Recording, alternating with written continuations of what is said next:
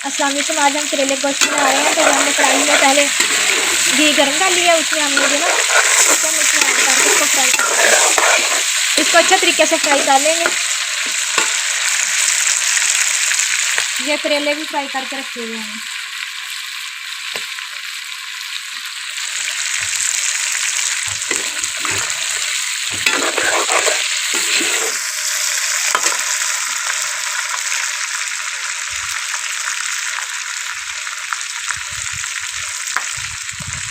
ये साथ ही टमाटर मिर्च वगैरह हम लोग काट रहे हैं, ये भी इसी के साथ ना हम इसको बाद में ऐड कर दें।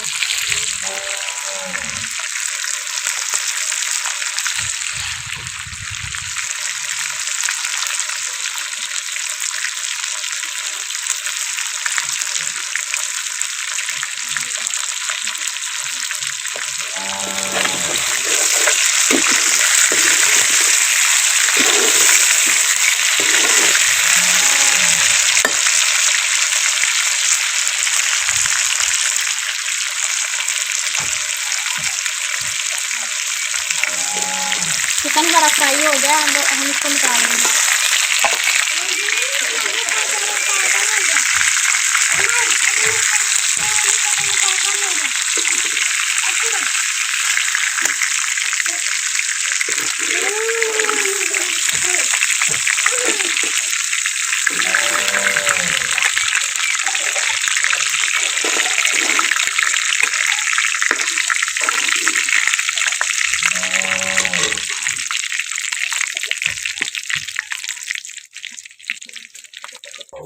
ये हमने चिकन भी फ्राई कर लिया,